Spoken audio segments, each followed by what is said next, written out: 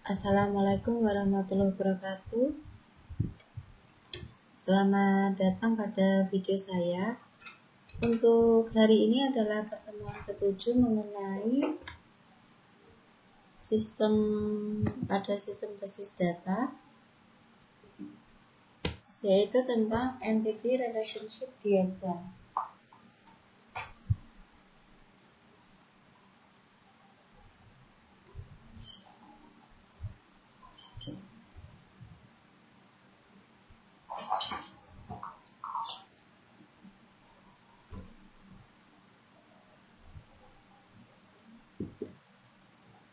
Untuk entity relationship diagram sendiri yaitu data model yang didasarkan pada sebuah persepsi dari suatu dunia nyata yang terdiri dari sekumpulan objek dasar yang disebut dengan entitas dan relasi antara objek-objek tersebut. Untuk komponen utama dalam pembentukan sebuah model entity relationship model yaitu ada entitas atau entity dan relasi atau relation.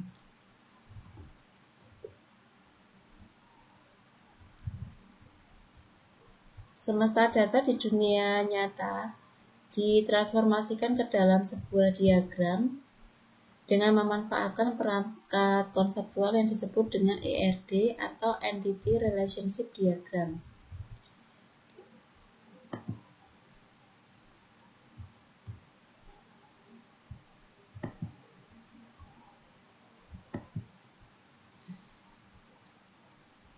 Untuk simbol atau notasi ER atau Entity Relationship ini ada beberapa. Ini ada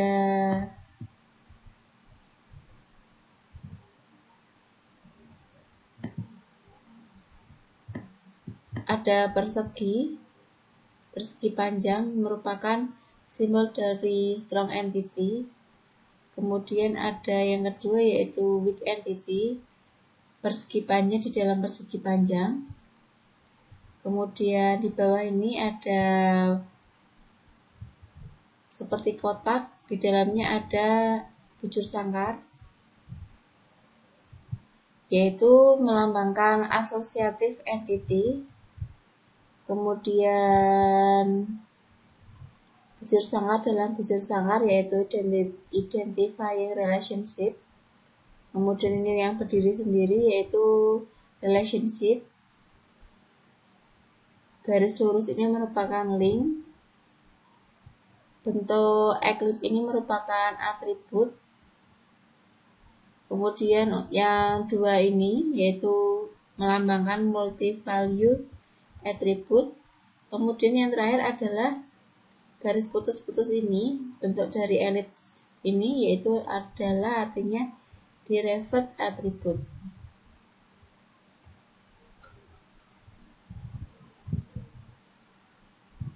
Sekarang kita akan masuk ke entity. Entity sendiri yaitu individu yang mewakili sesuatu yang nyata dan dapat dibedakan dari sesuatu yang lainnya.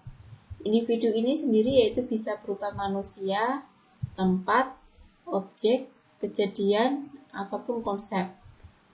Hal ini biasanya berhubungan dengan baris dalam sebuah tabel. Kemudian entity set yaitu himpunan entitas merupakan sekelompok entitas yang sejenis dan berada dalam lingkup yang sama. Contoh dari entitas pelanggan, ini contohnya yaitu ada entitas pelanggan, himpunan entitas pelanggan, merupakan entity setnya yaitu pelanggan, dan entitasnya atau individu yang mewakili ada nama-namanya itu Budiman, Suherman, dan lain-lain. Untuk himpunan entitas sendiri, mobil misalkan, entitasnya yang ada di dalam mobil ini ada mobil Suzuki, mobil Honda, atau mobil Daihatsu. Kemudian untuk contoh himpunan entitas mahasiswa adalah entitas Ali, ada entitasnya yaitu Ali. budi, iman, dan lain-lain. Jadi untuk entity ini merupakan ini contohnya persatuannya ini ya. Kemudian untuk entity setnya atau himpunan entitasnya ini adalah yang mewakili, yaitu entitas mobil. Misalkan himpunan entitas mobil, entitasnya apa saja, yaitu ada mobil Suzuki, mobil Honda, dan lain-lain.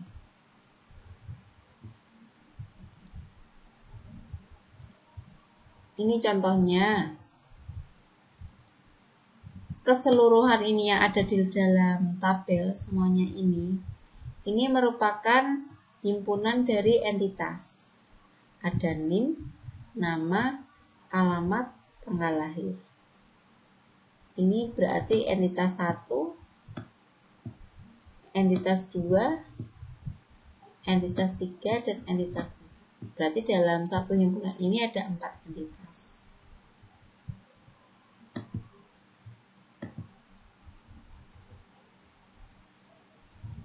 Kemudian kita akan masuk ke atribut.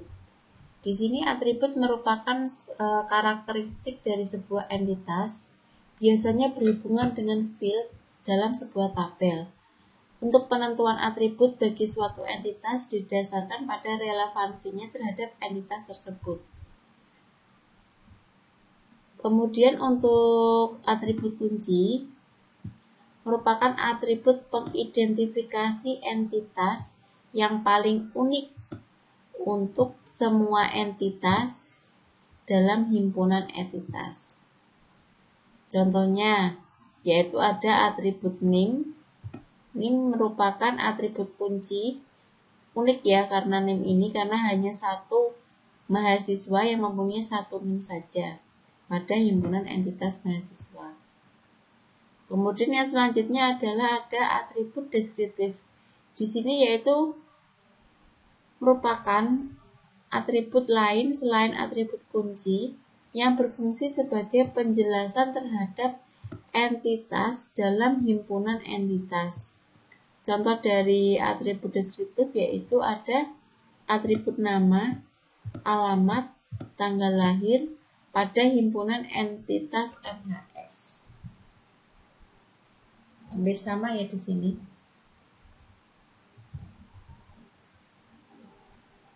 Selanjutnya, di sini ada 3 macam kunci, yaitu yang pertama ada super key, candidate key, dan primary key.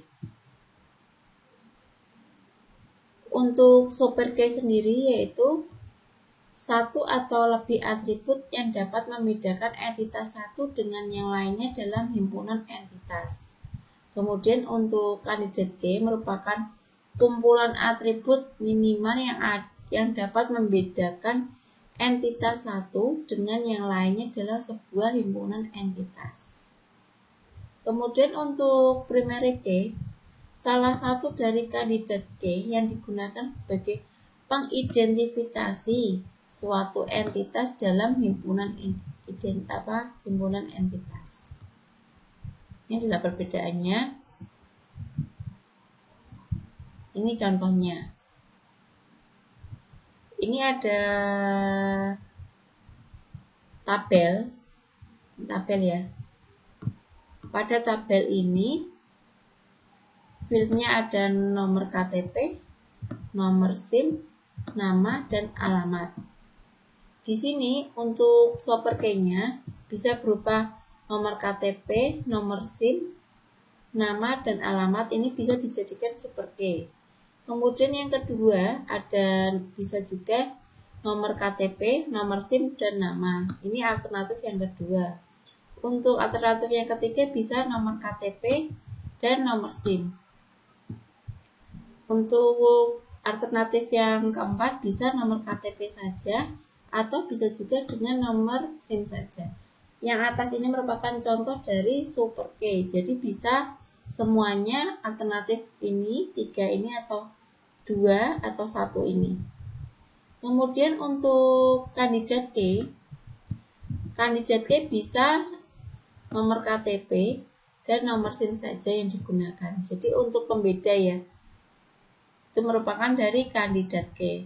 Sedangkan untuk primary key di sini bisa nomor KTP ataupun nomor SIM sesuai dengan kebutuhan yang akan nanti kita buat.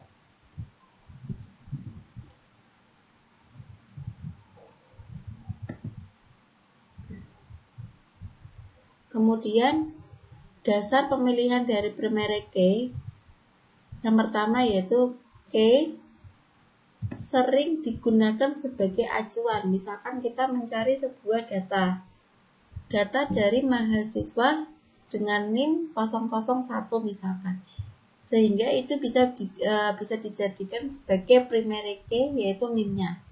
Kemudian untuk yang kedua adalah key lebih ringkas. Key lebih ringkas artinya di sini adalah yang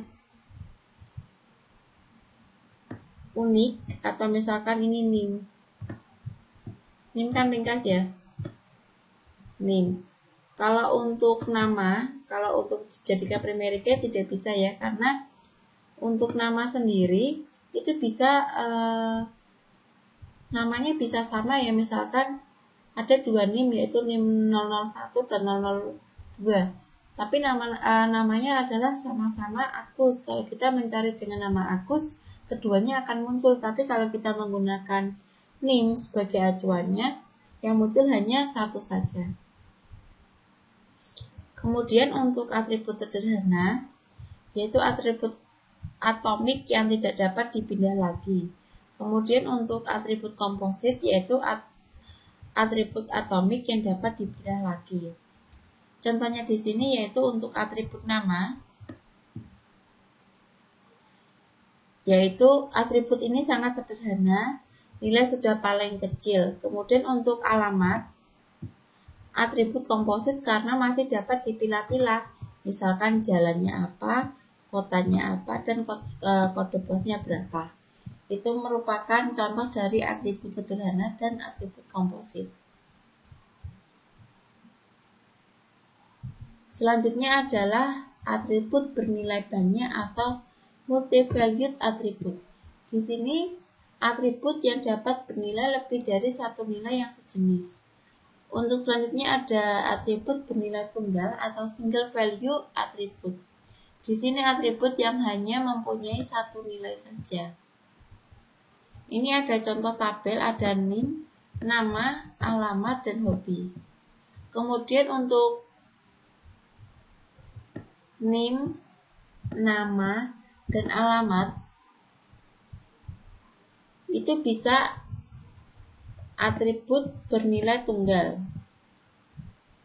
Kemudian untuk hobi sendiri yaitu atribut ini bernilai banyak ya.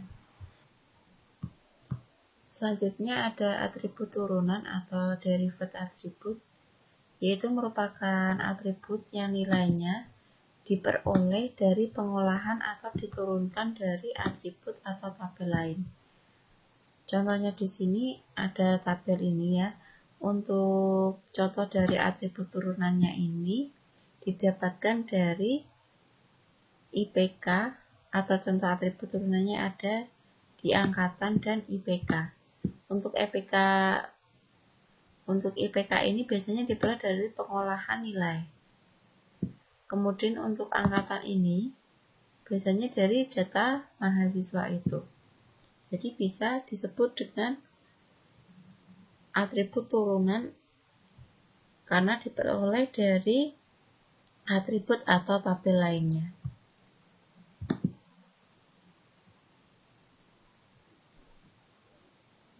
Untuk selanjutnya ada mandatory attribute atau atribut harus bernilai, yaitu atribut-atribut yang harus diisikan nilainya. Untuk atribut tidak harus bernilai atau non-mandatory attribute atau null merupakan atribut-atribut yang nilainya boleh dikosongi. Contohnya di sini ada seperti NIM. Kalau NIM tidak boleh dikosongi ya, sedangkan untuk alamat bisa dikosongi ataupun bisa diisi.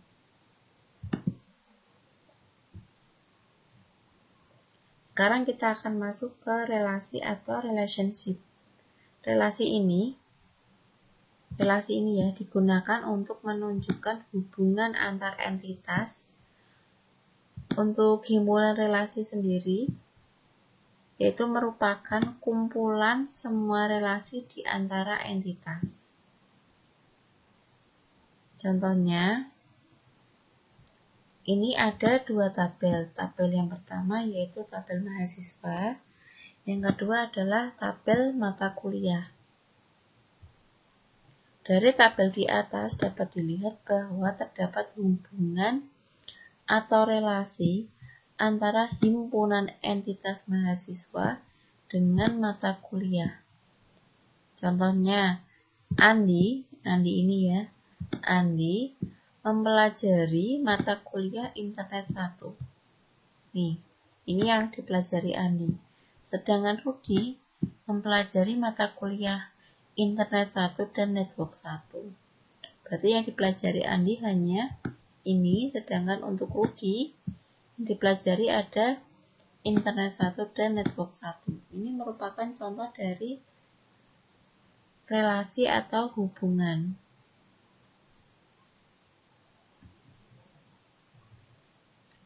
Sehingga kalau dimodelkan dengan ER atau Entity Relationship Diagram, bentuknya seperti ini.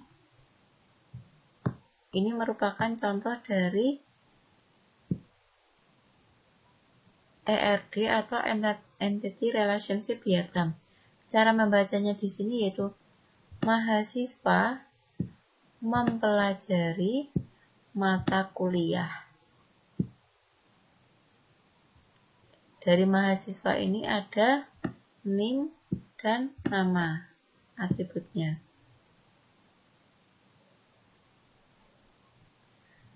Kemudian untuk mata kuliah ada kode matkul, nama matkul, dan SKS-nya.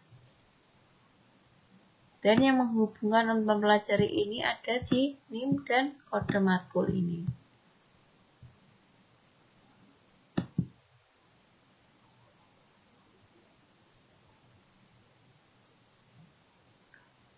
Untuk kardinalitas atau derajat relasi merupakan jumlah maksimum entitas yang dapat berrelasi dengan entitas pada himpunan entitas yang lain. Contohnya ada 1 ke 1 atau biasanya disebut one to one. Artinya apa di sini? Setiap entitas pada himpunan A ini berhubungan paling banyak dengan satu entitas pada himpunan B dan begitu juga sebaliknya. Jadi artinya one to one ini bahwa satu entitas ini paling banyak mempunyai satu hubungan di sini, ataupun sebaliknya satu entitas di B ini paling banyak mempunyai satu hubungan pada himpunan entitas A. Jadi tidak boleh lebih dari satu. Ini merupakan kardinalitas dari one to one. Contohnya di sini, dosen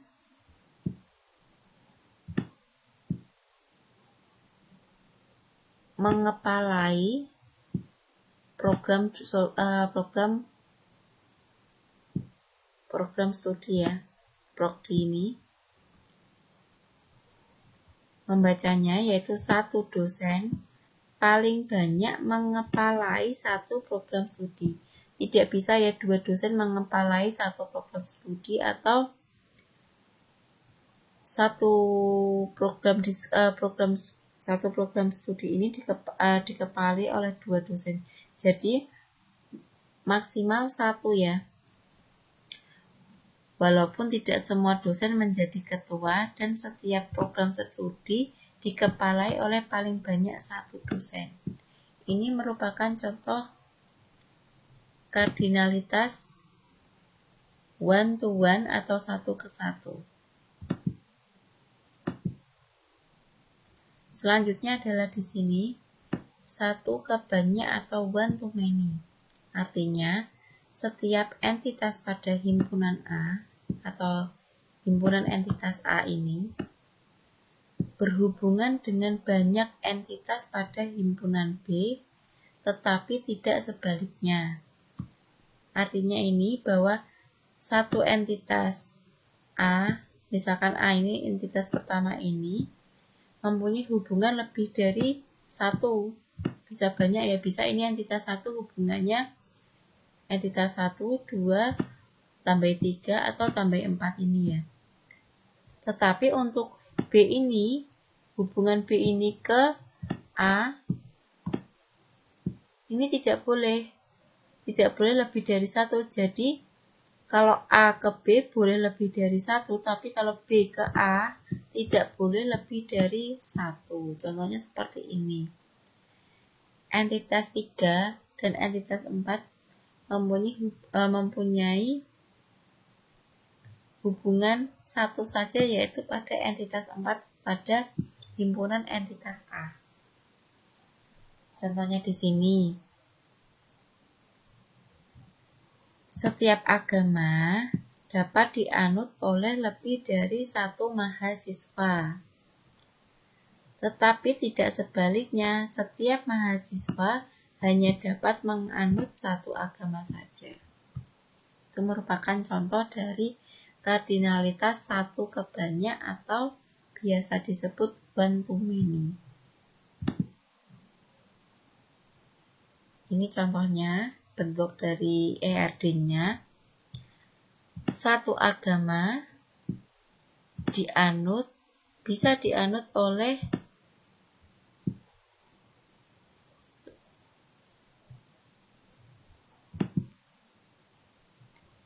lebih dari satu mahasiswa.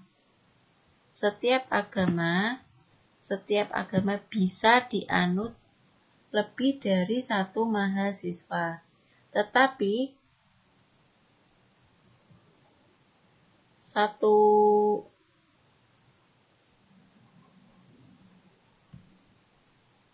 ini terbalik ya nih gambarnya.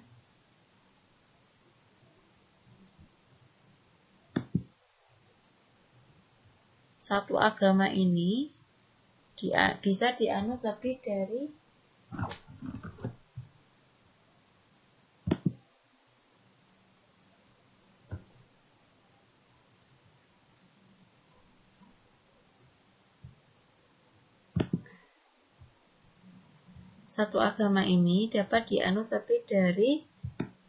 beberapa mahasiswa atau lebih dari satu mahasiswa.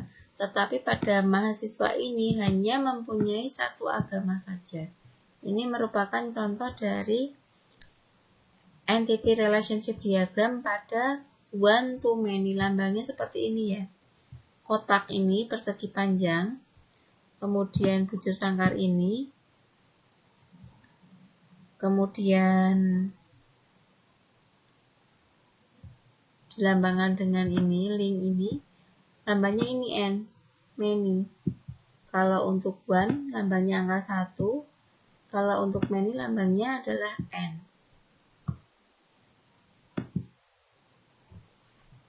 Kemudian untuk kardinalitas selanjutnya ada banyak ke banyak atau many to many. Di sini, setiap entitas himpunan A berhubungan dengan banyak entitas dengan himpunan entitas B, dan sebaliknya setiap entitas pada himpunan B berhubungan dengan banyak entitas pada himpunan entitas A. Contohnya seperti ini ya, ada entitas 1 dan entitas 3. Untuk entitas 3 ini berhubungan dengan banyak, yaitu ada entitas 1, 2, dan 4. Dan sebaliknya pada entitas 1 yang ada pada himpunan entitas B mempunyai hubungan lebih dari 1, yaitu entitas 1 dan 3 pada himpunan entitas A. Contohnya di sini apa? Setiap dosen dapat mengajarkan lebih dari satu mata kuliah, dan setiap mata kuliah dapat diajarkan lebih dari satu dosen. ini adalah contoh dari entity relationship diagramnya dari many to many, lambangnya ini ya. Kalau many to many itu N, ini N juga, jadi many to many. Ini merupakan contoh dari ERD many to many. Selanjutnya adalah tahapan untuk membuat suatu ERD. Yang pertama, mengidentifikasi dan menetapkan seluruh himpunan entitas yang akan terlibat. Contohnya di sini yaitu bisa NIM, nama, alamat, ini contohnya saja. Kemudian menentukan atribut apa saja atau atribut kunci dari masing-masing himpunan entitas, yaitu yang menghubungkan. Kemudian yang ketiga yaitu mengidentifikasi dan menetapkan seluruh himpunan relasi di antara himpunan entitas. Selanjutnya yaitu menentukan derajat atau kardinalitas relasi yang tadi, apakah itu one to one atau one to many atau many ke many. Kemudian selanjutnya yaitu melengkapi himpunan entitas dan himpunan relasi dengan atribut deskriptif.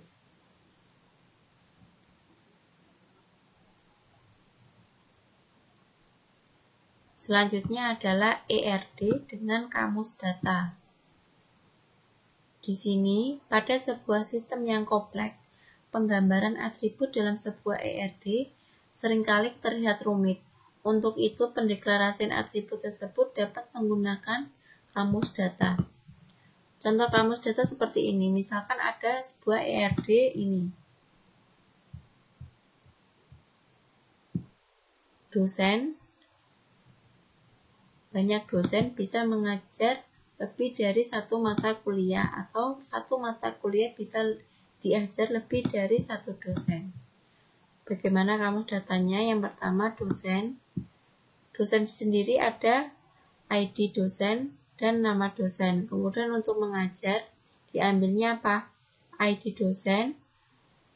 Kemudian kode kuliah ini sudah diambil dari mata kuliah. Waktu, tempat, dan ruang ini muncul sendiri di sini. Kemudian untuk mata kuliah ini ada kode mata kuliah, nama kuliah, dan SKS. Jadi ini muncul sendiri. Kemudian digabungkan yaitu mengajar, muncullah tambahan yaitu waktu, tempat, dan ruang. Ini merupakan contoh dari kamus data.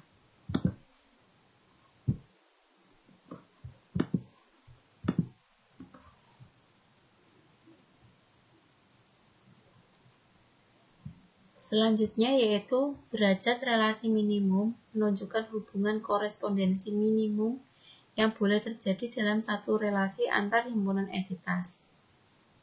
Ini contohnya, nilai derajat relasi minimum hanya boleh 0 atau 1. Contohnya di sini yaitu minimum 0 dan maksimumnya N ya. Setiap mahasiswa dapat mempelajari banyak mata kuliah, tetapi ada mahasiswa yang belum atau tidak mempelajari mata kuliah satupun. Kemudian untuk setiap mata kuliah dapat dipelajari oleh banyak mahasiswa, tetapi bisa juga ada mata kuliah yang tidak atau belum diikuti oleh satupun mahasiswa. Itu merupakan contoh derajat relasi minimum.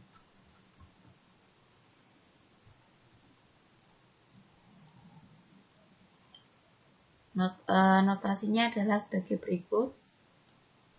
Contohnya dilambangkan dengan ini.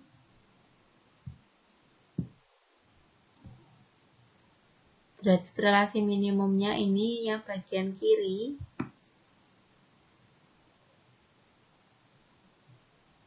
Minimum, sedangkan yang kanan ini adalah maksimum.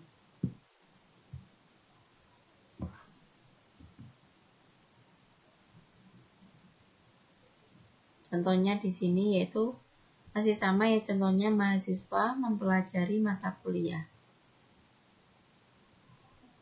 Bisa dilihat pada saat selanjutnya.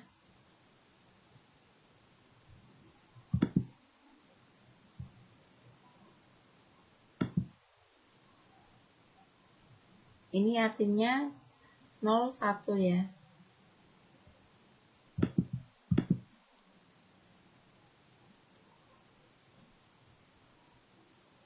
Ini kamus datanya. Penulisannya dari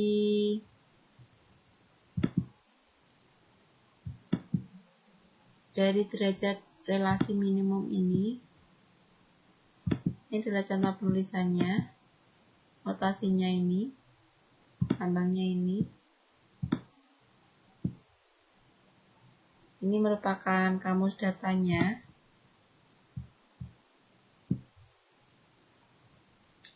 Sekian dulu mengenai entity relationship diagram.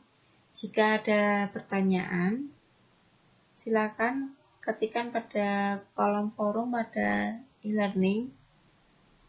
Selamat siang. Wassalamualaikum warahmatullahi wabarakatuh.